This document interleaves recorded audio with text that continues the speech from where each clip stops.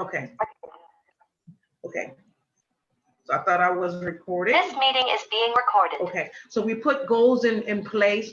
We get our resolutions. We get our list. We get our planners. We get our journal. We put things in place. We put things in motion as to where we're going to go, what we're going to achieve within the next 6 to 2 years, in the next 5 years, because we're now looking forward, moving ahead. But you'll find as you move forward and move ahead, there's some things or pains or wounds or some actions or trauma, we call them trauma bond, that triggers, which means it might be a different face, but the word, the things that said or their action has now triggered a memory, triggered a pain, triggered a wound, and now you're dealing with something that happened years ago as if it was fresh, and you're trying to figure out, well, could that be? I'm so past that point, so past that person. But in reality, you're past that point, you've passed that person, but you have never dealt with the reality of it, which means there was no resolution. Though you could close the door and still don't resolve a situation. You could move forward and still don't resolve a situation. Do all these situations need to be resolved in a sense of conversation? No, but do all situations needs to be resolved within self? Yes, which means you have to have closure. Okay, so as we move forward, this 21-day challenge, Soul Rehab. Why rehab? Why not healing or challenge? Why rehab? With the rehab, it means you're now coming to a space in your mind. You have now come to the conclusion. You have now putting or set aside, putting time aside to now give me or give one permission to say, I need this. I need to go forward, but I need this right here. This right here, this pain, this agony, this part of my life, I just have become unbearable. Now I give someone, or I'm ready to let it go, which means I give now all permission to now enter into this part, this section, this piece of my life, this chapter of my life. For what? For totality, for healing, for validity, for wholeness. And so with the rehab, we are tapping into some when I said we're going back to the root of things. So you're revamping, you're restructuring, you are going through a phase of renewing. You'll find that it could be very spiritual for you, where you're going to a spiritual rebirth.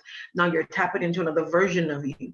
And it could very well be that you are in another part or phase of you, another you are revamping, but yet you're still looking back, because as you step into this new phase or this new chapter, you're excited, but you keep looking back at the old version, which means you think you're missing something and there's a disconnection. So that's where the grieving comes in. Or you could very well be reminiscent. Look, 5-10 years ago, things were good. My life was good then. Things were going good for me, but I don't know what happened. At this point, you just feel like things are out of control.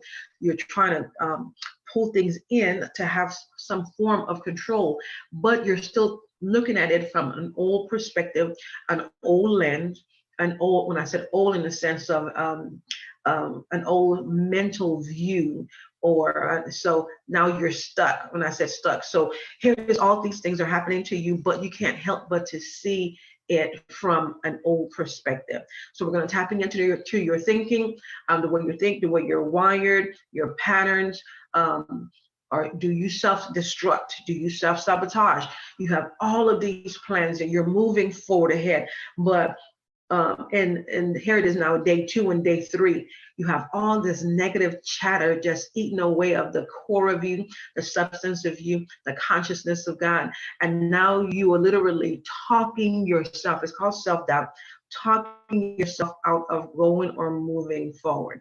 And the thing about it is, if you don't deal with it now, when you get to your highs, when you get to that place of success, when you get to that place of elevation, when you get to that place where you're literally plateauing, if you don't take care of all of these self or negative chatter and all of these self-doubts, when you get to that high place, you're going to fall and crash, just like drinking Red Bull and you're an energy drink and you're going full speed ahead. Only at the end of the day, you're like, oh my goodness.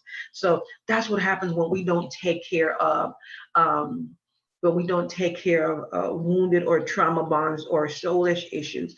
And another way of looking at it is if we don't take care of the holes and the cracks in our new season, in our new phase of life, the enemy always looks for a new door, a window to come in.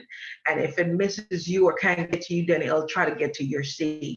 So you have to tackle it or look at